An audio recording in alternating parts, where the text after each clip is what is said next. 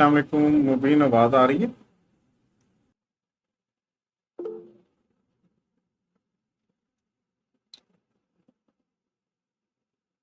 चलो स्टार्ट करते हैं हम अपना लेक्चर। आई थिंक अब बेहतर होगी।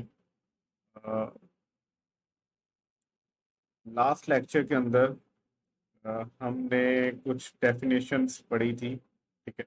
उससे थोड़ा सा एक स्टेप पीछे जाते हैं कि हमने ये स्टार्ट कहाँ से किया था। हमने ये स्टार्ट किया था कि रेजिडेंट और नॉन रेजिडेंट पर्सन जो हैं वो क्या होते हैं। हमने बेसिकली पर्सन के बारे में कहा था कि कब वो रेजिडेंट होगा, कब वो नो रेजिडेंट होगा। या फिर हमने उसमें बताया कि भाई रेजिडेंट होने के लिए किसी भी पर्सन को कुछ कंडीशंस पूरी करनी पड़ती हैं। या तो वो रेजिडेंट इंडिविजुअल होना चाहिए, या रेजिडेंट कंपनी होनी चाहिए, या रेजिडेंट एओपी होनी चाहिए, ठीक है, फॉर द ईयर जो भी टैक्स ईयर चल रहा है।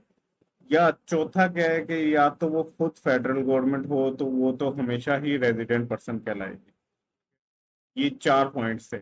मतलब रेजिडेंट इंडिविजुअल होना चाहिए तो रेजिडेंट पर्सन कहलाएगा वो। रेजिडेंट कंपनी को भी रेजिडेंट पर्सन कहेंगे। रेजिडेंट एओपी को भी रेजिडेंट पर्सन कहेंगे। और नंबर फोर, फेडरल गवर्नमेंट को भी रेजिडेंट पर्सन कहेंगे। फिर हमने कहा नॉन रेजिडेंट पर्सन कौन होगा, तो नॉन रेजिडेंट पर्सन वो होगा जो रेजिडेंट पर्सन नहीं है, उसको हम नॉन रेजिडेंट पर्सन।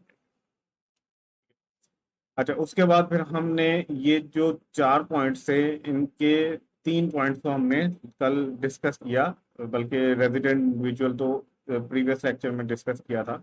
हमने कल रेजिडेंट एओपी और रेजिडेंट कंपनी के बारे में पढ़ा। अच्छा, रेजिडेंट इंडिविजुअल के बारे में फिर हमने कुछ कंडीशंस पढ़ी कि मेजर तीन कंडीशंस हैं।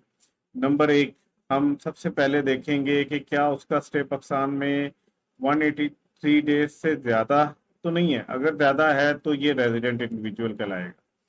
अच्छा, दूसरे नंबर पे हमने कहा कि भाई वो कोई एम्प्लॉय या ऑफिशियल तो नहीं है फेडरल या प्रोविंशियल गवर्नमेंट का, जिसको किसी टास्क की कंप्लीशन के लिए या जॉब के लिए कहीं बाहर के मुल्क में भेजा हुआ है, ठीक है, तो वो भी रेजिडेंट इंडिविजुअल कहलाएगा। फिर हमने कहा कि एक नेगेटिव कंडीशन भी है। ये तो देखें, ये दोनों कंडीशन पूरी पूरी होती गई तो ये रेजिडेंट इंडिविजुअल की डेफिनेशन में आ जाएगा। लेकिन एक नेगेटिव कंडीशन भी है जिसमें ये दो सब कंडीशंस हैं, अगर ये पूरी ना हुई तो भी रेजिडेंट इंडिविजुअल तस्वर किया जाएगा। तो तीसरी कंडीशन ये थी कि सिटीजन होना चाहिए पाकिस्तान का, लेकिन वो किसी भी मुल्क के अंदर 182 डेज से ज्यादा ना रहा तो हम उसको भी रेजिडेंट कंसिडर करेंगे। या जो किसी भी दूसरे मुल्क का रेजिडेंट टैक्स पेयर नहीं है उनके लॉ के मुताबिक, और वो पाकिस्तानी सिटीजन है, तो उसको भी रेजिडेंट इंडिविजुअल हम तस्वर करेंगे, ठीक है। फिर हमने कुछ एग्जांपल्स करने के बाद इनकम टैक्स के रूल्स में मजीद इसकी एक्सप्लेनेशन देख ली कि ये जो सबसे पहला वाला पॉइंट था कि 183 डेज जो हैं वो कम से कम पाकिस्तान में होने चाहिए। इससे ज़्यादा अगर वो पाकिस्तान में स्टे कर रहा है तो उसको हम रेजिडेंट इंडिविजुअल काउंट करेंगे। तो ये 183 डेज की कैलकुलेशन कैसे करनी है, उसके लिए हमें इनकम टैक्स रूल 2002 में डिटेल में बताया गया है कि किन किन डेज को आपने इंक्लूड करना है और किन डेज को आपने एक्सक्लूड करना है। फिर हम आगे रेजिडेंट कंपनी के ऊपर। रेजिडेंट कंपनी की बात करते हुए हमने कहा कि रेजिडेंट कंपनी कौन सी कंपनी होगी अगर वो इनकॉर्पोरेट हुई हुई है या फॉर्म हुई हुई है किसी भी लॉ के तहत पाकिस्तान में, ठीक है। जो पाकिस्तान का लॉ है उसके तहत अगर तो वो इनकॉर्पोरेट हो गई, वो बनी ही पाकिस्तान के लॉ के मुताबिक, तो हमने कहा कि फिर तो ये स्ट्रेट फॉरवर्ड ही रेजिडेंट कंपनी कहलाएगी, ठीक है। रेजिडेंट कंपनी कैसे नॉर्मली बन रही होती है, जब कंपनी एक्ट के मुताबिक आपको कंपनी रजिस्टर करवा लेते हो, कंपनी एक्ट 2017 के मुताबिक आपको कंपनी रजिस्टर करवा लेते हो, तो वो पाकिस्तान में पाकिस्तान के कानून के मुताबिक कंपनी बनी होती है, तो वो ऑटोमेटिकली रेजिडेंट कंपनी में ही तस्वर की जाएगी। ये कभी भी नॉन रेजिडेंट नहीं हो सकती वो कंपनी जो पाकिस्तान में पाकिस्तान के कानून के मुताबिक बनी। सेकंड, हमने कहा कि control and management of affairs of the company is situated wholly, ये होली की बात, ये सबसे इंपॉर्टेंट चीज है, wholly in Pakistan at any time in the year, ठीक है। तो मैंने कहा कि इसके कंट्रोल और मैनेजमेंट को कौन देख रहा होता है कंपनी के केस में, इसको डायरेक्टर्स देख रहे होते हैं। तो फॉर एग्जांपल एक कंपनी है जिसके जो हैं वो तीन डायरेक्टर्स हैं, ठीक है। ये तीन डायरेक्टर्स हैं और ये तीनों डायरेक्टर्स जो हैं, होली का वर्ड यूज हुआ है। अगर ये पूरे साल में eight any time in the year, ये ईयर से मुराद ये है कि टैक्स ईयर, ये तीनों लोग पूरे साल में कभी भी पाकिस्तान आए, अब ये सारे लोगों की बात हो रही है, ऑल ऑल डायरेक्टर्स, ये पाकिस्तान आए और यहाँ पाकिस्तान आके कोई स्ट्रेटेजिक या बिजनेस डिसीजन ले लें, इन शॉर्ट के ये यहाँ पे बैठ के कोई ऐसा काम करें जिनसे इनका जो बिजनेस है इस कंपनी का वो कंट्रोल हो या मैनेज हो, तो हम उस कंपनी को भी क्या कहेंगे कि वो रेजिडेंट कंपनी। बट कंडीशन क्या है कि सारे डायरेक्टर्स का आना जरूरी है और वो यहाँ आके कोई बिजनेस डिसीजन कर रहे हो, कोई कंट्रोल कर रहे हो, अपनी कंपनी के काम को मैनेज कर रहे हो उसको। तो सारे अगर आगे पाकिस्तान में, ठीक है, किसी भी टाइम आ गए, ये नहीं है कि पूरा साल उनको रहना है, वो किसी भी पीरियड में आ सकते हैं, 1 महीने के लिए आ सकते हैं, 10 दिन के लिए आ सकते हैं, 6 महीने के लिए आ सकते हैं, 8 महीने के लिए आ सकते हैं। लेकिन यहाँ पे सारों का आना जरूरी है और उन्होंने यहाँ बैठ के कंट्रोल और मैनेज किया अपनी कंपनी के काम को, तो वो कंपनी भी क्या कहलाएगी, रेजिडेंट कंपनी। फिर हमने कहा कि जो प्रोविंशियल गवर्नमेंट है और जो लोकल गवर्नमेंट है ये तो कंपनी भी कहलाएंगी और ये हमेशा रेजिडेंट कंपनी ही कहलाएंगी। फिर हमने पढ़ा resident association of person. Resident association of person में हमने कहा कि एओपी, कोई भी एओपी या पार्टनरशिप भी इसको कहते हैं,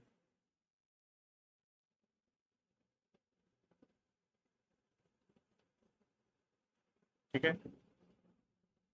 ये पार्टनरशिप कब रेजिडेंट पर्सन कहलाएगी या रेजिडेंट एओपी कहलाएगी, shall be resident AOP of for a tax year if the control and management of affairs of association is situated wholly or partially। ठीक है, अब यहाँ पे option they the, in Pakistan at any time in a year, मतलब कि अगर ये तीन पार्टनर्स हैं, मैंने आपको कल बताया था कि इसको मैनेज कौन करता है एओपी को, तो मैनेज इनको जो है वो पार्टनर्स कर रहे होते हैं, ठीक है, क्योंकि पार्टनर है, पार्टनरशिप है, तो इसके मैनेजमेंट में सबसे मेन बंदे जो मैनेज कर रहे होंगे वो पार्टनर्स हैं। ये तीन पार्टनर जो हैं इनमें से कोई एक भी पाकिस्तान में आ गया, चाहे 10 मिनट के लिए आ जाए, चाहे 12 मंथ के लिए सारा उसने टाइम यहाँ गुजारा, चाहे 2 मंथ के लिए आ जाए, जितने भी टाइम के लिए आ जाए, पाकिस्तान में आया कोई एक भी, चाहे ये दो ना आए, ठीक है, पार्टली का ये मतलब है, या तीनों आ गए तो होली का ये मतलब है, और यहाँ पे आके उन्होंने कोई बिजनेस डिसीजन कर ली, ठीक है, या बिजनेस को कंट्रोल करना शुरू कर दिया यहाँ बैठ के, या उसको मैनेज करना शुरू कर दिया, तो हम कहेंगे वो एओपी जो है वो भी रेजिडेंट एओपी है। तो ये कुछ डेफिनेशन थी, यहाँ तक कोई क्वेश्चन मोबिल?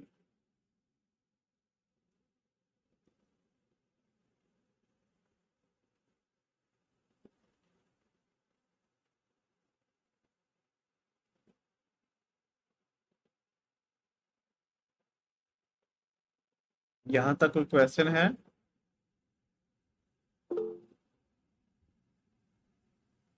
एओपी की एग्जांपल, अच्छा ये जो नीचे एग्जांपल है ना, मैंने ये लिखा है कि फॉर एग्जांपल, ये बेसिकली एग्जांपल लिखने का मतलब यही था, इस चीज को एक्सप्लेन करना, होली और पार्ट, सिंगल पार्टनर और more partner come in Pakistan once और for long period to control and manage, ठीक है। ये तीन पार्टनर्स है ना, इनमें से कोई एक आ जाए या ये तीनों मिलके आ जाएं, तो भी कंडीशन पूरी होती है, ठीक है, कि वो रेजिडेंट एसोसिएशन बन जाती है। अगर यहाँ पे आके उन्होंने बिजनेस के अफेयर्स को कंट्रोल या मैनेज किया, कोई एक आगे कर रहा है या तीनों आगे कर रहे हैं, तो उसको हम कहेंगे जो है ना वो रेजिडेंट एओपी है। If all the partner remain outside then it will not be resident. अगर इनमें से कोई भी नहीं आया पाकिस्तान में तो फिर तो रेजिडेंट हो ही नहीं सकती। ये एग्जांपल सिर्फ मैंने इसलिए लिखी थी कि यहाँ पे इन दो ऑप्शंस में आपको फर्क करवा सकूं कि जो कंपनी का केस में पढ़ा था ना उसमें सिर्फ ये लिखा हुआ था, लेकिन जब एओपी के बारे में बात किया ना इसमें ये दो चीजें लिखी हुई हैं कि भाई कोई भी आ जाए, एक आधा भी आ जाए तो काम चल जाएगा। वहां पे सारों का आना जरूरी था, यहाँ पे किसी एक का आना भी काफी है उसको रेजिडेंट बनाने के लिए। ठीक है।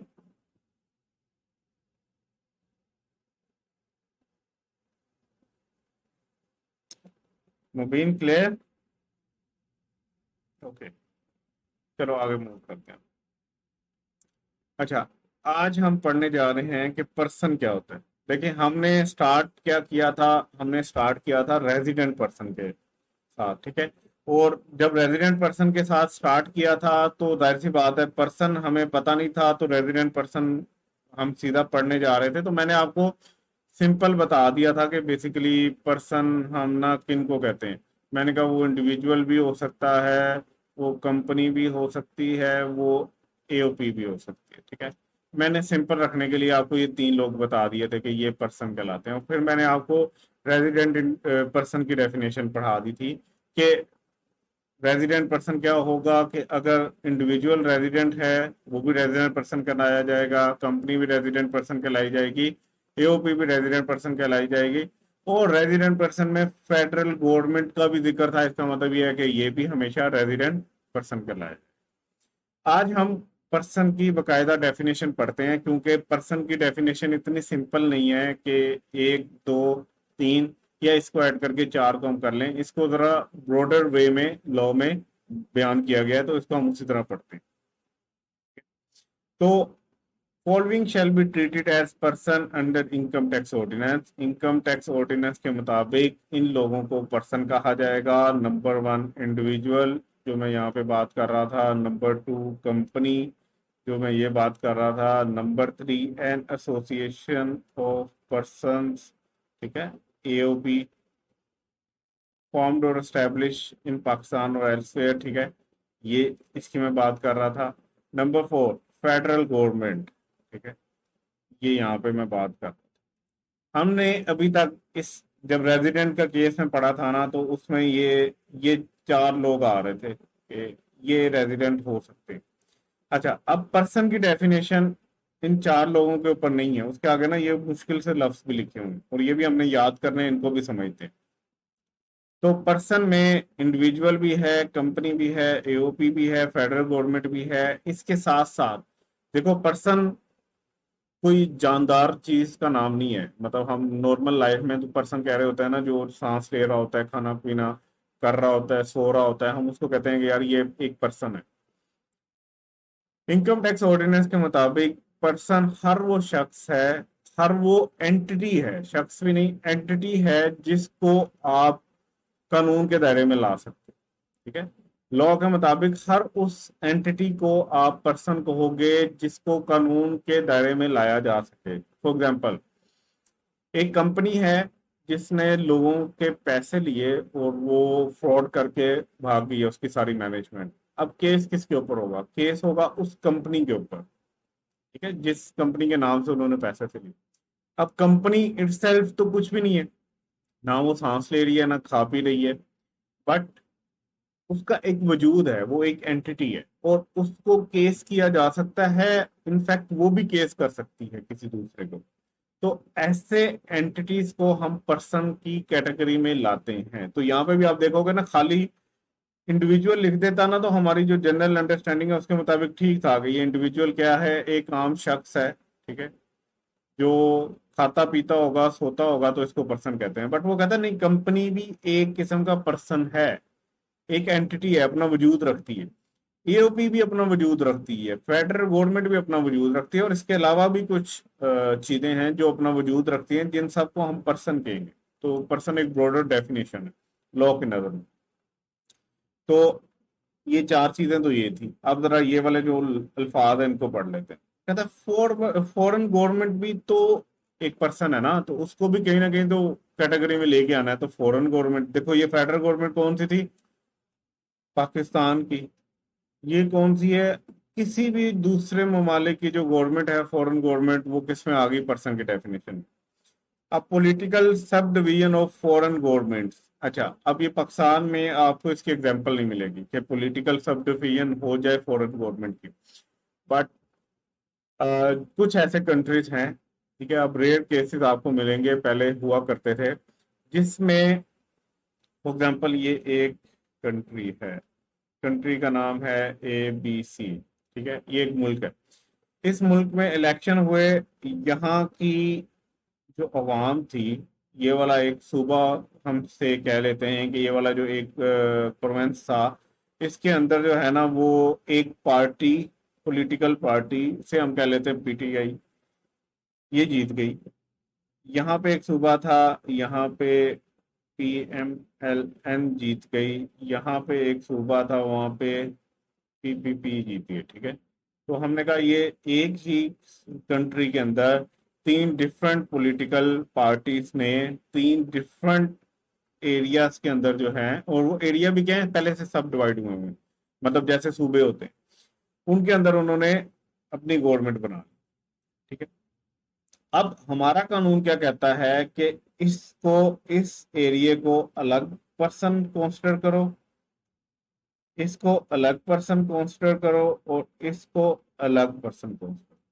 मतलब अगर किसी गवर्नमेंट को पॉलिटिकली सब डिवाइड कर दिया जाए, ठीक है, किसी बाहर की गवर्नमेंट को, फॉरेन गवर्नमेंट को, और ये हम ऐसे क्यों कर रहे होते हैं, क्योंकि वहां पे ही इनको अलग अलग पावर दे दी जाती है। तो इनको उस कंट्री के कानून में अगर कुछ ऐसा है कि जहां पे जिस पार्टी की अक्सरियत होगी, पॉलिटिकल पार्टी की अक्सरियत हो जाएगी जिस सूबे के अंदर, उस सूबे को एक अलग एंटिटी से सबर किया जाएगा। अगर कोई ऐसा केस है, रेयर केस मिलेगा आपको, अगर कोई ऐसा केस है तो हम अपने लॉ में भी उसको अलग ही कंसिडर करते हुए इन सबको अलग अलग पर्सन जो है ना वो डील करेंगे। अब ये सारा कॉन्सेप्ट याद रखने की जरूरत भी नहीं है। आप अगर समझ आ गया बहुत अच्छी बात है, अदरवाइज आपने सिंपल याद कर लेना है, political sub division of a foreign government. तो ये बस आप याद कर लेना। आई थिंक इससे ज्यादा आपको इसको ना तो रट्टा लगाने की जरूरत है, ना कुछ और करने की जरूरत है। अच्छा, उसके बाद प्लस वो कहते हैं कि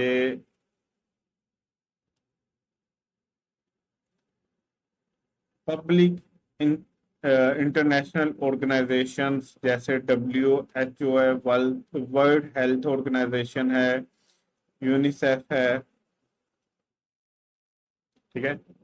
यूनिसेफ के बाद आप कह लो कि आपका IMF है, वर्ल्ड बैंक है, ठीक है। इन सारों को भी हम पर्सन ही कंसिडर करें। तो इसकी डेफिनेशन अब हमारी थोड़ी सी आगे चलेगी। हमने कहा कि पर्सन क्या होता है, तो पर्सन में इंडिविजुअल आ गया, कंपनी आ गई, AOP आ गई, फेडरल गवर्नमेंट आ गई, फॉरेन गवर्नमेंट्स आ गई, ठीक है। फिर हमने कहा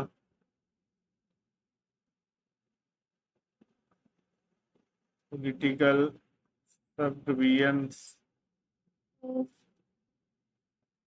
फॉरेन गवर्नमेंट्स, वो सारी इसमें आ गई। और फिर हमने एक पॉइंट और कहा कि ये जो पब्लिक इंटरनेशनल ऑर्गेनाइजेशंस हैं ये भी।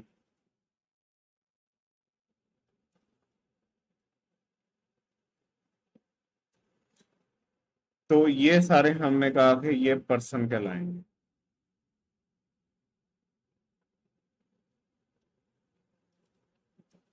ठीक है। तो अगर देखा जाए, इसको ब्रेक डाउन किया जाए, तो ये 7 पर्सन्स हैं जो लॉ के मुताबिक, हमारे इनकम टैक्स ऑर्डिनेंस के मुताबिक पर्सन कहलाएंगे, ठीक है। यहाँ तक मुबीन कोई क्वेश्चन?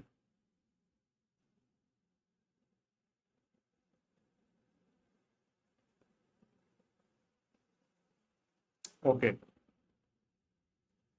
अब पर्सन की जो सबसे ब्रॉडर डेफिनेशन थी वो तो हमने डिस्कस कर ली। अब जरा इसको लिंक करते हैं हम अपने रेजिडेंट पर्सन के साथ। ठीक है, तो रेजिडेंट पर्सन में क्या होगा भाई? रेजिडेंट इंडिविजुअल, ठीक है, ये वाला रेजिडेंट कंपनी, ये वाला भी कवर हो गया। रेजिडेंट एओपी, ये वाला भी कवर हो गया। और फेडरल गवर्नमेंट, ये वाला भी कवर हो गया। इसका मतलब क्या है?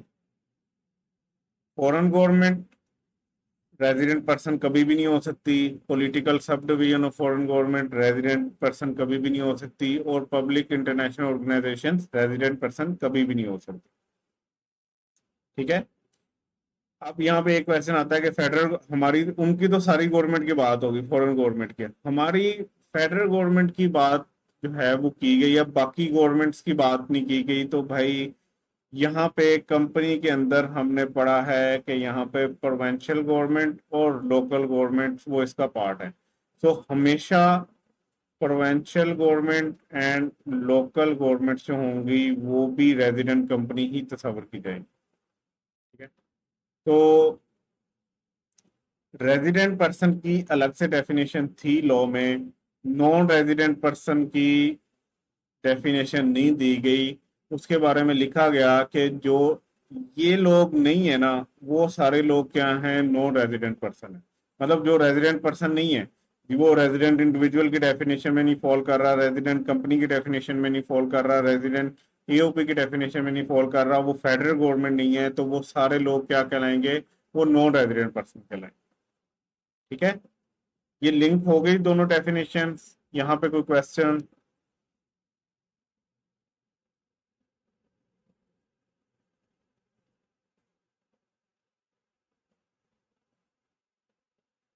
क्लियर है मुबीन? ओके, सो यहाँ तक हमारा जो है, ये अगर आपको क्लियर है तो अब थोड़ा सा ना हम रिवाइज करते हैं कि आपने अब जो है ना वो मुझे साथ साथ ना जवाब देते जाना है। ठीक है, मैं आपसे क्वेश्चन करता जाऊंगा, आपने उसका आंसर देते जाना। छोटे छोटे एग्जांपल्स ले लेते हैं। मिस्टर एक्स है एक आदमी, ठीक है, इसको एक आर्मी के टास्क पे 3 साल के लिए यूके भेजा हुआ है। क्या ये मिस्टर एक्स रेजिडेंट है या नॉन रेजिडेंट?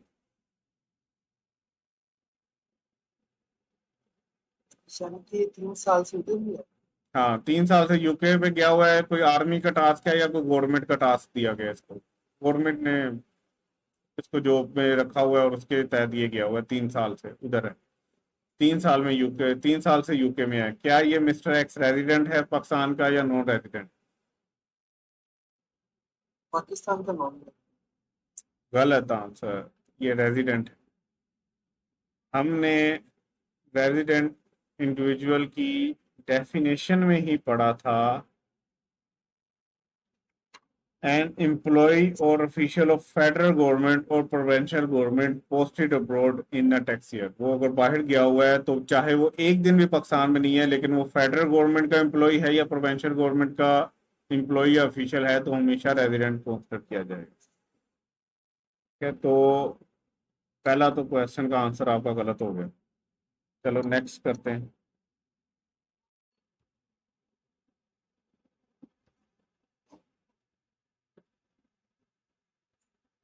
अच्छा, एक बंदा है मिस्टर ए, वो यूके में रहा है, आपके यूके में रहा है 30 दिन, पाकिस्तान में रहा है 168 डेज चाइना में रहा है, से 30 डेज। अच्छा, ये रेजिडेंट है नॉन रेजिडेंट?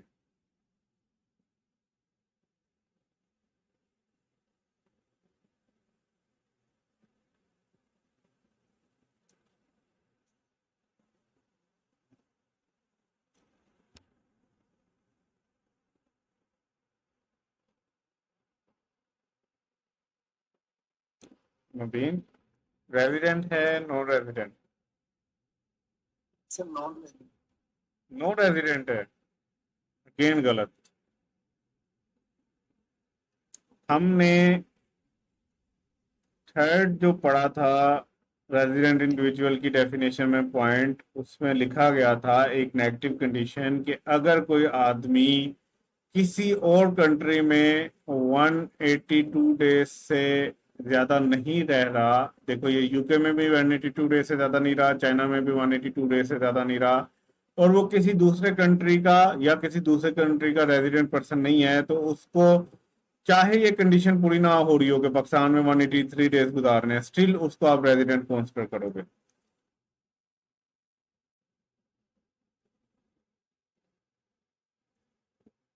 ये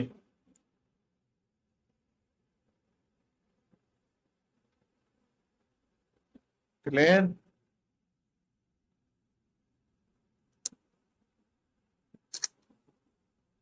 इसमें कोई क्वेश्चन तो नहीं है? सर ठीक है।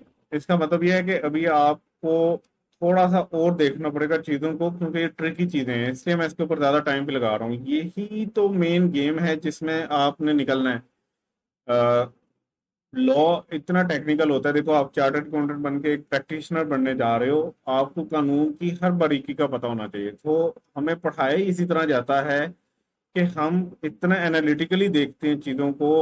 ये आस्ते आस्ते आप सीखोगे कि लोगों को कैसे एनालिटिकली देख रहे होते हैं, कि जो सामने चीज नजर आ रही है नहीं, उसमें एक और कंडीशन भी है जिसको अगर देखा जाए तो ये नॉन रेजिडेंट बन रहा है या रेजिडेंट बन रहा है। तो इस तरह आपने इसको देखना सीखना है। इंशाल्लाह आहिस्ता आहिस्ता आ जाएगा, कोई मसला नहीं है। आपको ये सारी कंडीशंस याद करनी है। अच्छा, चलें और बात करते हैं। पाकिस्तान गवर्नमेंट, ठीक है, गवर्नमेंट जो है ये रेजिडेंट पर्सन है या नॉन रेजिडेंट पर्सन?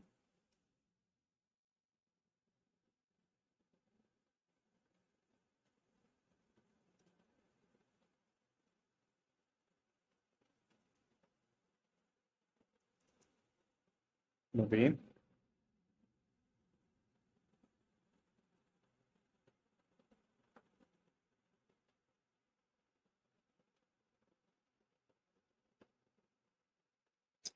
मुबीन, बेटा आंसर करना है। तो परेशान भी नहीं होना कि गलत आंसर होगा तो क्या होगा, कोई मसला नहीं है। पाकिस्तान की गवर्नमेंट जो है वो रेजिडेंट है नॉन रेजिडेंट है?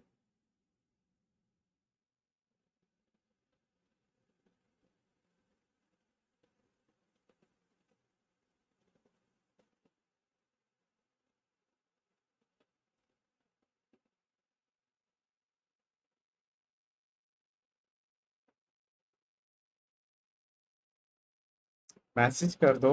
अगर वो नहीं कर सकते तो मैसेज करके बता दो। सर रेजिडेंट है। अच्छा, रेजिडेंट है। क्यों रेजिडेंट है? सर, क्योंकि ये पाकिस्तान की गवर्नमेंट है, पाकिस्तान में इसलिए resident है। चलो,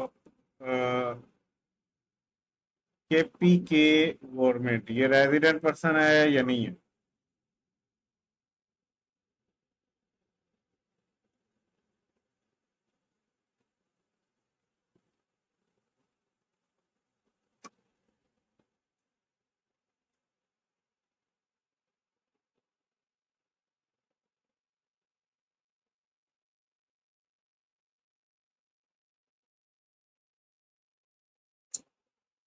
ये भी रेजिडेंट है। ये भी रेजिडेंट है। अच्छा, ये रेजिडेंट पर्सन में से किस कैटेगरी में आएगी ये? रेजिडेंट कंपनी है, रेजिडेंट इंडिविजुअल है, रेजिडेंट एओपी है, या रेजिडेंट फेडरल गवर्नमेंट है? ये केपीके वाली गवर्नमेंट, ये इनमें से किस कैटेगरी में फॉल करती है? ये वो जो आपने बताया पॉइंट पॉलिटिकल सब सब- नहीं नहीं नहीं नहीं नहीं, बिल्कुल गलत, बिल्कुल गलत बेटा। वो जो मैंने आपको पॉलिटिकल वाली बताई थी डेफिनेशन, वो तो पर्सन की डेफिनेशन थी ना, वो तो उसका तो रेजिडेंट के साथ लेना देना नहीं, वो तो ओवरऑल पर्सन की थी। और वो sub division, political sub division वाली जो बात थी वो तो थी भी फॉरेन गवर्नमेंट की, पाकिस्तान गवर्नमेंट की तो बात ही नहीं थी। केपी के गवर्नमेंट रेजिडेंट कंपनी की डेफिनेशन में है, रेजिडेंट इंडिविजुअल, रेजिडेंट एओपी, या फेडरल गवर्नमेंट? ये आपको पता चलेगा रेजिडेंट कंपनी की डेफिनेशन पढ़ के। ये देखें, रेजिडेंट कंपनी कौन सी होती है, उसमें लास्ट पॉइंट है, it is a provincial government और लोकल गवर्नमेंट इन पाकिस्तान। इसका मतलब यह है कि केपी के भी तो प्रोविंशियल गवर्नमेंट है ना, तो ये रेजिडेंट कंपनी की डेफिनेशन में नहीं। क्लियर हुआ? ये सब हम अच्छा चलो, पॉइंट देखो ये रेजिडेंट, केपी के गवर्नमेंट रेजिडेंट पर्सन तो है ही है, ठीक है, बट ये रेजिडेंट पर्सन में इसकी डेफिनेशन में ये इसको नहीं लिखा हुआ, इसको लिखा हुआ है रेजिडेंट कंपनी की डेफिनेशन में। तो रेजिडेंट कंपनी भी इटसेल्फ रेजिडेंट पर्सन ही है, लेकिन ये प्रोविंशियल गवर्नमेंट या लोकल गवर्नमेंट आपकी रेजिडेंट कंपनी में आती है। अच्छा चलो आगे चलते हैं। अफगानिस्तान की गवर्नमेंट रेजिडेंट है, नॉन रेजिडेंट है? नॉन नॉन रेजिडेंट, ठीक है। ये पर्सन की कैटेगरी में आती है कि नहीं आती? यस सर ये परसेंट पर्सन की डेफिनेशन में आती है, बट ये रेजिडेंट पर्सन नहीं है, क्योंकि ये हमारी कंट्री के तो गवर्नमेंट का पार्ट ही नहीं है, ठीक है। ये फेडरल गवर्नमेंट है, लेकिन फॉरेन फेडरल गवर्नमेंट है, तो इसको हम हमेशा नॉन रेजिडेंट पर्सन ही तस्वर करेंगे। सर ये जो आपने डेफिनेशंस करवाई है यानी कि जो पॉइंट्स करवाया पर्संस जीओटी वाली जी इनको कैसे करने हैं क्रैम करने हैं या यार, समझ के डाउट देखो, मैंने अपनी पूरी लाइफ में ना लॉ के जितने पेपर पास किए, मैंने कभी भी क्राइम नहीं किया, ठीक है। बहुत से बच्चे क्राइम करते हैं, बट लॉ को भी अगर समझ के करोगे ना तो क्राइम करने की जरूरत ही नहीं है। मतलब आप क्राइमिंग जितनी मर्जी करते, जो मैंने आपको सिलेबस शेयर किया था ना, उसमें वो रट्टे वाला तो पूछते बड़े कम मार्क्स का है, वो तो बेसिकली आपका नॉलेज टेस्ट कर रहा है, तो आप रट्टा ना लगाओ, आप समझ के करो। फॉर सर एग्जाम्पल, इनको कैसे क्लियर कर यार फॉर एग्जाम्पल हम यहाँ से चलते हैं ना, रेजिडेंट पर्सन की डेफिनेशन पे चलते हैं। तो आपने रेजिडेंट पर्सन की डेफिनेशन याद करनी है कि रेजिडेंट पर्सन क्या होता है, तो आपके माइंड में होना चाहिए। देखो पर्सन की डेफिनेशन क्या है, अभी हमने जो पढ़ा है कि पर्सन की डेफिनेशन में इंडिविजुअल भी आता है, कंपनी भी आती है, एओपी भी आती है। अगर आपको पर्सन की डेफिनेशन याद है ना, तो उससे आप रेजिडेंट पर्सन की डेफिनेशन बना सकते हो लॉजिकली। हर वो इंडिविजुअल जो रेजिडेंट है वो रेजिडेंट पर्सन कहलाएगा, हर वो कंपनी जो रेजिडेंट है वो रेजिडेंट पर्सन कहलाएगी, हर वो एओपी जो रेजिडेंट है वो रेजिडेंट पर्सन कहलाएगी, और फेडरल गवर्नमेंट भी रेजिडेंट पर्सन कहलाएगी। अभी आपने याद सर कर लेना है, बट इसके पीछे एक लॉजिक बनानी है कि ये क्यों हो रहा है ऐसे।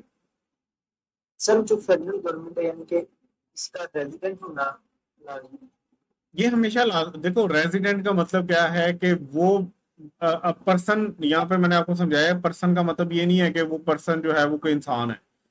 हर एंटिटी जो जो वजूद रखती है ना, ठीक है, जिसको आप केस कर सकते हो, जिसके ऊपर, जो आपके ऊपर केस कर सकती है, जिससे आप सवाल पूछ सकते हो, वो हर एंटिटी जो है ना वो आपकी क्या कहलाएगी? पर्सन, कानून के अंदर, ठीक है। तो फेडरल गवर्नमेंट का वजूद है, और वो रहेगी भी पाकिस्तान में हमेशा, तो ये तो कंफर्म रेजिडेंट बनती है ना, ठीक है।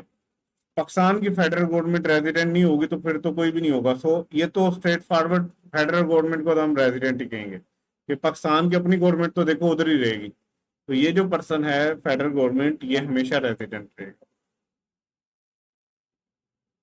ठीक है, तो ये आपको थोड़ा सा टाइम लगेगा चीजें समझते हुए, लेकिन आपको ये याद करना आ जाएगा आहिस्ता आहिस्ता। अ, ये आप पॉइंट्स है ना, इसके आपने ये याद कर लेने हैं। बेशक स्टार्ट में क्या करो, क्रैम कर लो, लेकिन उसको साथ बैक पे ना एक उसकी लॉजिक जरूर बनानी है। क्रैमिंग इंसान भूल जाता है, लेकिन अगर माइंड में कॉन्सेप्ट होना वो नहीं भूलता है। ठीक है, तो आप याद करना शुरू कर दो कि एक रेजिडेंट पर्सन क्या होता है, resident individual, resident company, resident AOP, and जो है ना वो फेडरल गवर्नमेंट और फेडरल गवर्नमेंट, इनमें से कोई भी बंदा होगा। यहाँ पे अच्छा एक और चीज भी आपने लाजमी याद रखनी है, ये और का वर्ड हमेशा याद रखना है कि ये डेफिनेशन में और आ रहा है या एंड आ रहा है। ठीक है, तो और का मतलब ये होता है कि इनमें से ये भी अकेला भी हो तो भी रेजिडेंट पर्सन कहलाएगा, ये भी, या ये भी, या ये भी, तो ये सारे रेजिडेंट पर्सन। और नॉन रेजिडेंट रेजिडेंट पर्सन की डेफिनेशन क्या है, जो रेजिडेंट नहीं है।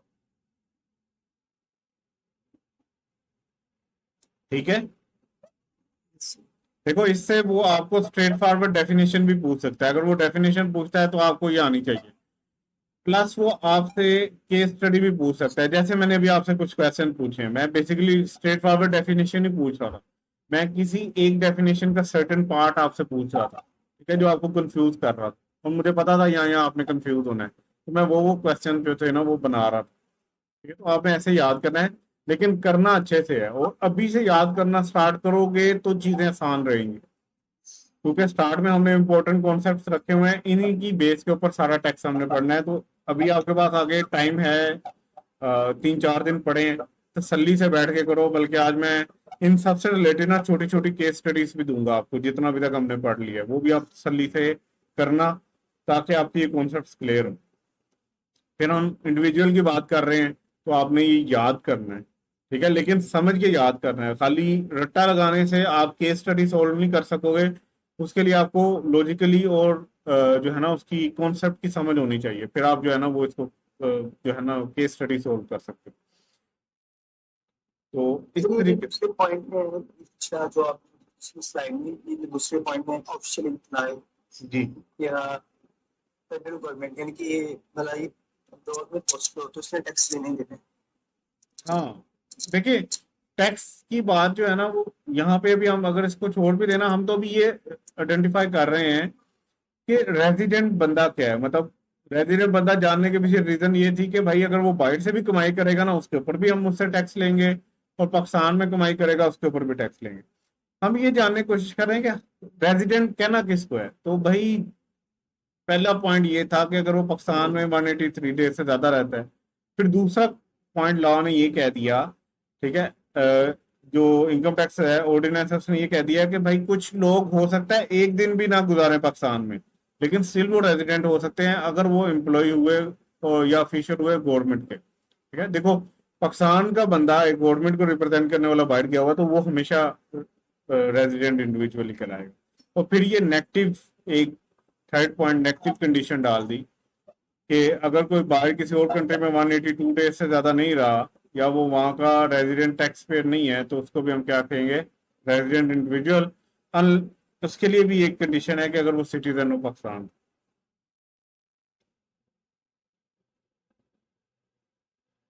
फिर इसी तरह हमने ये पढ़ा है, अभी एक केस स्टडी के पॉइंट ऑफ व्यू से बहुत इंपॉर्टेंट है, इसकी बेसिस पे केस स्टडी बन सकती है। ठीक है, फिर ही हमने ये पढ़ा है रेजिडेंट कंपनी। ठीक है, फिर हमने रेजिडेंट एओपी। तो आगे चलते हैं, छोटे छोटे एक दो और डिस्कस कर लेते हैं, ताकि मैं चाह रहा हूँ आपको आइडिया होना कि कैसे क्वेश्चन आ रहे होंगे, या कैसे आपने याद करना है, कि आपको कितने हद तक नॉलेज होना चाहिए। सर केस स्टडी में भी सेम एज इट इज लिखते हैं। जी केस स्टडी में वो जो बस सिनेरियो दिया होगा वो एज इट इज लिख देना। देखिए, अभी इसका हम जवाब देते हैं। अभी इससे आपको पता लग जाएगा केस स्टडी में कैसे जवाब देते। मिस्टर बी एक इंडिविजुअल है। अब जब ये इंडिविजुअल है, एक इंसान है मिस्टर बी, तो अगर इसके बारे में मैं क्वेश्चन करने जा रहा हूं और वो क्वेश्चन है रेजिडेंट या नॉन रेजिडेंट का, तो आपके माइंड में सारी डेफिनेशन जो है ना वो रेजिडेंट इंडिविजुअल की आ जानी चाहिए। ठीक है, तो मैं बेसिकली मिस्टर बी एक इंडिविजुअल है, तो उसके बारे में पूछने जा रहा हूँ। मिस्टर बी इंडिविजुअल है, ठीक है, वो पाकिस्तान आया 1 जुलाई 2023 को, ठीक है, 30 सितंबर 2023 को वो पाकिस्तान से बाहर चला गया, मतलब इन हुआ पाकिस्तान में और यहाँ से आउट हो गया पाकिस्तान, ठीक है। फिर वो दोबारा पाकिस्तान में इन होता है January 01, ठीक है, ये भी 01 था, चल 01/2024 को, और आउट होता है 15 मई 2024 को। रेजिडेंट है या नॉन रेजिडेंट? यानी कि रहते पाकिस्तान में सिटी में। नहीं नहीं, पाकिस्तान में आया है, किसी भी सिटी में आया है, वो तो मैंने बताया नहीं। मैंने कहा पाकिस्तान में इन हुआ 1 जुलाई 2023 को, फिर यहाँ से वापस चला गया, से मैं कहता हूँ चाइना में चला गया, ठीक है, 30 सितंबर को। उसके बाद ये आया, आगे वो पता नहीं, ये क्वेश्चन साइलेंट है कि आगे वो चाइना से कहीं और गया हो, रशिया गया हो, या कहीं यूएसए गया हो, या यूके गया हो, ये मैंने नहीं बताया। मैंने सिर्फ पाकिस्तान की डेट्स बताई हैं, ठीक है।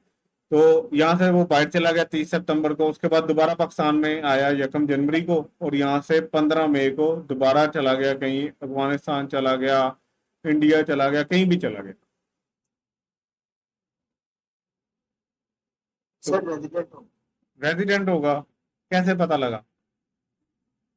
सर एक तो ये वो जो अभी आपसे वो जो स्टेप पूछा था उसको देख के ये लगा।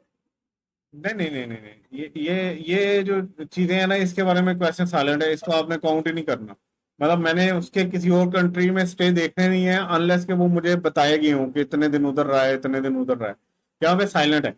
यहाँ पे इस क्वेश्चन को, केस स्टडी को सोल्व करने के लिए ना, अगर मैंने पाकिस्तान के डेज की बात की है, तो भाई 183 डेज वाली साइट पे आपने जाना है, और मुझे डेज कैलकुलेट करके बताना है कि ये रेजिडेंट है या नॉन रेजिडेंट।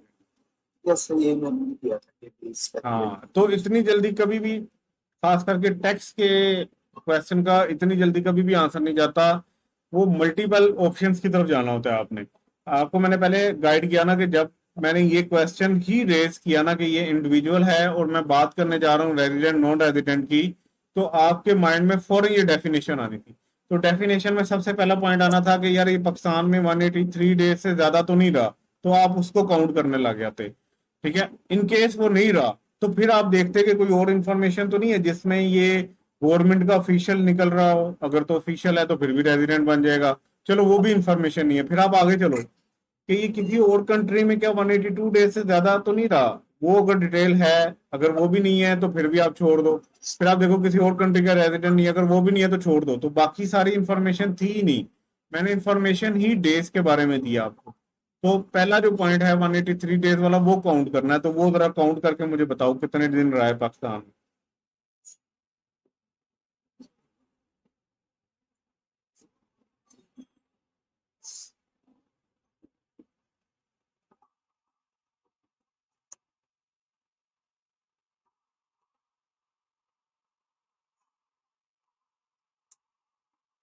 सर ये उन 3 महीनों में 92 डेज रहा है पाकिस्तान। अच्छा, पहले 3 महीने जो थे, जनवरी का कितने का होता है? 31 डे। ये जुलाई जनवरी तो ये जुलाई, सॉरी, हाँ, जुलाई का कितने का होता है? जुलाई जुलाई अगस्त 30 31 सितंबर 31। जुलाई कितने का होता है? 31 जुलाई होता है कि नहीं होता? 31 जुलाई तक 31 जुलाई, अगस्त, ये भी 30 और सितंबर, और ये 30। ये 30। तो यहाँ से अगर मैं करूँ तो 92 डेज तो ये हो गए, ठीक है। जनवरी, जनवरी 31। 28 मार्च, अप्रैल, ये 30 था। और मई, ये 31। ठीक है। तो इन सबको मैं काउंट करूँ, अच्छा, अब मई में ना वो 31 तो रहा ही नहीं है, वो तो 15 मई को चला गया था, तो 15 दिन रहा है, ठीक है। तो जरा काउंट करो, 31, इसमें 151 डेज। कितने? 151। 151। सो अगर मैं टोटल डेज काउंट करूं तो कितने बन गए? 243। तो ग्रेटर देन 183 डेज, ठीक है, तो ये रेजिडेंट है। तो सर अब वैसे ये अब जो आप 92 डेज रहा है ये 2023 में रहा है, और जो 151 डेज रहा है ये 2024 में है। अब यहाँ पे आपने फिर एक कॉन्सेप्ट मिस किया है कि हम तो जब तक क्वेश्चन साइलेंट हो हम तो नॉर्मल टैक्स ईयर की बात करते हैं ना, तो हमारा टैक्स ईयर तो जनवरी से स्टार्ट ही नहीं होता, वो तो स्टार्ट होता है 1 जुलाई चुनाव 2023 से 30 जून 2024 तक। तो ये सारा पीरियड इसी टाइम पीरियड के अंदर ही फॉल कर रहा है ना। और पहले सर इस पे जो टैक्स ईयर फॉल करेगा वो 2024 होगा। हाँ जी, और ये 30 जून है तो टैक्स ईयर होगा 24। तो हम तो टैक्स ईयर के हिसाब से देखेंगे, हमने कैलेंडर ईयर तो देखना ही नहीं है।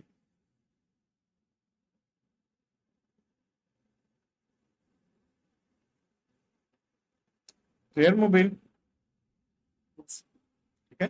तो हम तो टैक्स ईयर के हिसाब से देख रहे होते हैं, अनलेस के बताया गया हो कि स्पेशल टैक्स ईयर है, हमने तो देखना ही ये वाला पीरियड है जो नॉर्मल टैक्स ईयर का होता है 1 जुलाई से एक 30 जून। पॉइंट में आपने बताया कैलेंडर ईयर के साथ देखना है, वो कौन सा? जी, एक पॉइंट में आपने शायद बताया था कि कैलेंडर ईयर के साथ में देख सकते देखिए कैलेंडर ईयर के हिसाब से किसी भी पॉइंट में डायरेक्टली कैलेंडर ईयर नहीं देख रहे होते हैं। वो जो है ना, वो घुमा फिरा के यही बात लिखी हुई है कि आपका नॉर्मल टैक्स ईयर डिनोट कैसे होगा। वो डिनोट ये ऐसे होगा कि लास्ट डे जिस कैलेंडर ईयर में फॉल कर रहा है ना, आपने उस कैलेंडर ईयर के हिसाब से लिखना है। मतलब ये लास्ट डे जो है वो 30 जून 2024 है, तो ये किस कैलेंडर ईयर में फॉल कर रहा है, 2024 वाले में, ठीक है। यकम जनवरी से जो चलता है और 31 दिसंबर 2024 में चलता है, तो इसको डिनोट ही 2024 से करेंगे। इसी तरह स्पेशल टैक्स ईयर कैसे देखना है, स्पेशल टैक्स ईयर देखना है कि स्पेशल टैक्स ईयर का आखिरी दिन किस नॉर्मल टैक्स ईयर में फॉल कर रहा है, और वो नॉर्मल टैक्स ईयर किस कैलेंडर ईयर में फॉल कर रहा है, तो उस हिसाब से डिनोट करना है। तो मैंने आपको कहा था कि इसकी आसान, हम इसको आसान करने के लिए ना हम ये रख सकते हैं माइंड में, स्पेशल टैक्स ईयर के केस में कि हम for example special tax year जो है वो स्टार्ट होता है 1 अप्रैल 2023 से और एंड होता है 31 मार्च 2024 को। तो ये एक स्पेशल टैक्स ईयर है क्योंकि ये 12 मंथ का है और ये क्लोज नहीं हो रहा 30 जून को, तो ये स्पेशल टैक्स ईयर, ठीक है। स्पेशल टैक्स ईयर की यही कंडीशन थी कि एक तो हैं। 12 महीने का होना चाहिए जी। सोशल ईयर 2024 में फॉल। हाँ, अब हमने देखना है कि फॉल किस में करेगा। तो मैंने कहा था आपने बस ये देख लेना है कि इससे अगला जो है ना नेक्स्ट जून, वो कौन सा है, वो कहाँ पे फॉल कर रहा है। तो नेक्स्ट जून का फॉल हो रहा है 30 जून 2024, तो हमने कहा था ये 2024 आएगा, ये टैक्स ईयर 2024 कह देंगे सिंपल। मतलब इनकम टैक्स ऑर्डिनेंस जरा इसको डिटेल में बताता है, वो कहता है पहले आप इसको देखो किस नॉर्मल टैक्स ईयर में फॉल करता है, फिर वो नॉर्मल टैक्स ईयर किस कैलेंडर ईयर में फॉल करता है उससे करो। हम कहते हैं भाई हमें नॉर्मल का तो पता है, हम स्पेशल टैक्स ईयर के केस में देखेंगे कि उससे आगे वाला 30 जून किस साल में फॉल कर रहा है, किस साल में, वो हमने कह देना है सिंपल। अच्छा, इसी से आज मैं क्वेश्चन भेजूंगा, होमवर्क मैंने कुछ आपके लिए रेडी किए थे कल क्वेश्चन, मैंने कहा आज भेजूंगा ताकि आपके पास आगे थोड़ा टाइम है उसमें आप कर लो, तो हम नेक्स्ट क्लास में अपने डिस्कस करें। तो वो भेजूंगा, उससे और मजीद क्लियर हो जाएंगे। आपने बताना है कि ये टैक्स ईयर कौन सा बन रहा है। अच्छा, हम करते हैं 1 अक्टूबर 2021 से लेके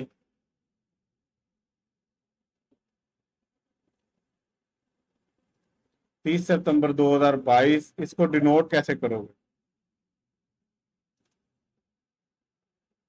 इसको बस टैक्स ईयर 2022। इसको 2022 से करेंगे, यस। गलत। ये स्पेशल टैक्स ईयर है, 12 महीने का है, ठीक है, और 30 जून को खत्म ही हो रहा तो स्पेशल टैक्स ईयर है। मैंने आपको भी एक ट्रिक बताया है कि आपने देखना है इससे अगला जून कब खत्म हो रहा है। इससे अगला जून जो नेक्स्ट कमिंग जून है वो क्या है, वो तो 2023 है। आप इसको टैक्स ईयर 2023 लोगे। देखो 22 तो, इसका जून, पिछला जून तो गुजर गया, बाकी जिनका नॉर्मल टैक्स होगा वो तो उस टाइम सारा कुछ अपने रिटर्न जमा करवा चुके होंगे। हमारा स्पेशल टैक्स ईयर है हमने उसको अगले जून के हिसाब से देखना है। ठीक है, इसको मजीद क्लियर करते हैं।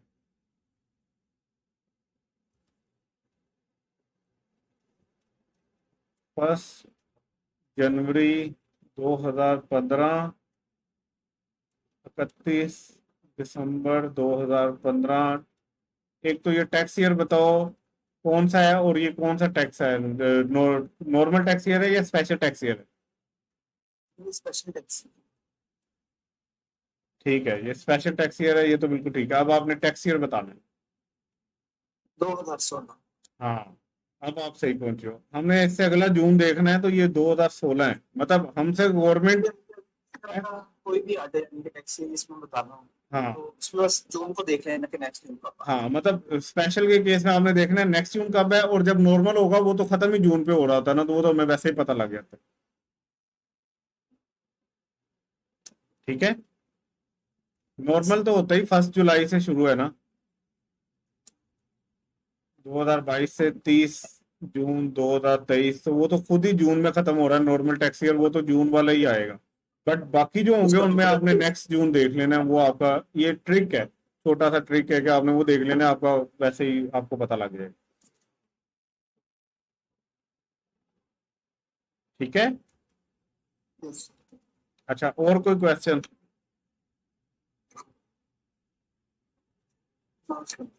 अच्छा, अब आपने जैसे ये पर्सन है ना, पर्सन, इसकी डेफिनेशन क्या है? Individual, AOP, company. ठीक है, देखो अब इनके आगे मैंने लिखा हुआ है कि ये कैन बी बोथ रेजिडेंट और नॉन रेजिडेंट। ठीक है, पर्सन की बात हो रही है ना, ब्रॉडर बात हो रही है। अगर मैं इसको रेजिडेंट करूंगा तो वो एक नैरो बात हो जाएगी, या नॉन रेजिडेंट करूंगा तो एक नैरो बात हो जाएगी। मैं तो ओवरऑल पर्सन की बात कर रहा हूँ, मैं तो कह ही नहीं रहा कि इसमें से देखो एक क्लास में 12 बच्चे हैं, तो मैं कह रहा हूँ बच्चों की डेफिनेशन करो। इसका मतलब यह है कि ऐसी डेफिनेशन होगी जिसमें सारे 12 के 12 बच्चे जो है ना वो फॉल करते हैं। लेकिन अगर मैं कह दूं उन बच्चों की बात करो जो सुबह टाइम पे आए हैं, तो अब मैं स्पेसिफिक हो जाऊंगा। यहाँ पे मैं जर्नल बात कर रहा हूँ, स्पेसिफिक नहीं बात कर रहा कि रेजिडेंट पर्सन क्या होता है, नॉन रेजिडेंट पर्सन क्या होता है। यहाँ पे मैं जनरल बात कर रहा हूँ कि ओवरऑल पर्सन का बता दूं, तो इसमें दोनों आ रहे होंगे, इसमें रेजिडेंट भी आ रहे होंगे, नॉन रेजिडेंट भी आ रहे होंगे। ठीक है, एओपी में भी दोनों आ रहे होंगे, कंपनी में भी दोनों आ रहे होंगे। फेडरल गवर्नमेंट, ठीक है, ये हमेशा रेजिडेंट ही होगी, ये आपको याद होना चाहिए।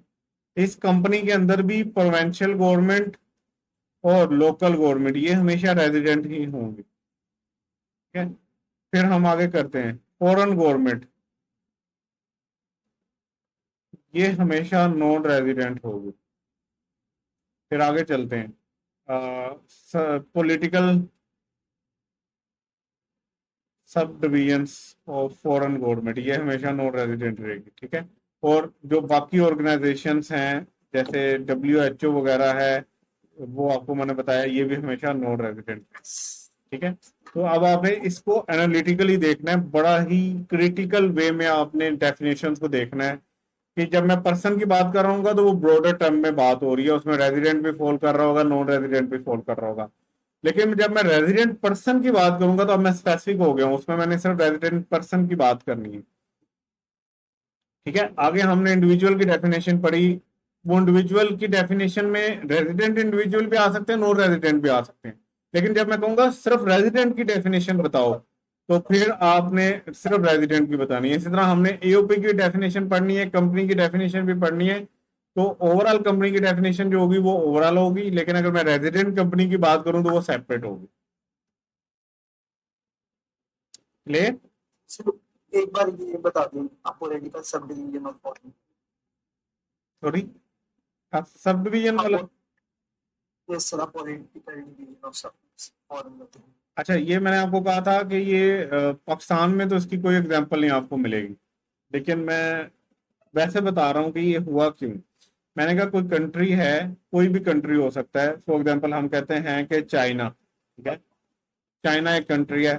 चाइना ने अपने लॉ में लिखा कि भाई जिस सूबे में ना, जिस सूबे के अंदर, हो सकता है इसके, मुझे नहीं पता इसके कितने सूबे हैं, हम कहते हैं इसके कोई 25 सूबे हैं।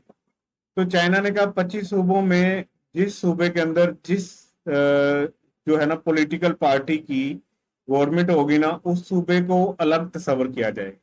जैसे पाकिस्तान की एग्जांपल ले लेते हैं, पाकिस्तान में ऐसा लॉ नहीं है, लेकिन अगर पाकिस्तान में ऐसा लॉ होता कि भाई जिस सूबे में जिस पार्टी की हुकूमत है ना, उस सूबे को अलग तस्वर किया जाएगा। मतलब केपीके में पीटीआई की हुकूमत है, तो ये केपीके एक अलग एंटिटी तस्वर किया जाएगा, पंजाब एक अलग एंटिटी तस्वर किया जाएगा, आपका सिंध एक अलग एंटिटी तस्वर किया जाएगा। तो आपका लॉ कहता है कि इनको पर्सन भी अलग अलग तस्वर करो। मतलब केपी के अलग पर्सन है, पंजाब अलग पर्सन है, और जो आपका सिंध है वो अलग पर्सन है। ठीक है, मतलब पॉलिटिकल बेसिस के ऊपर, सियासी बुनियादों के ऊपर अगर आप डिवाइड कर दो फॉरेन गवर्नमेंट को, बाहर की गवर्नमेंट को, तो वो भी पर्सन की डेफिनेशन में आता है। ठीक है, क्लियर है मुबीन? यस। चलो, टाइम हो गया है। मैं आज इंशाल्लाह आपको कुछ होमवर्क दूंगा, वो आपने इस वीक के एंड तक कर लेना। इंशाल्लाह अगली क्लास में जब वो होगा तो हम डिस्कस कर लेंगे। ठीक है, और अपना ख्याल रखना, इंशाल्लाह मिलते हैं नेक्स्ट लेक्चर में। अल्लाह हाफिज।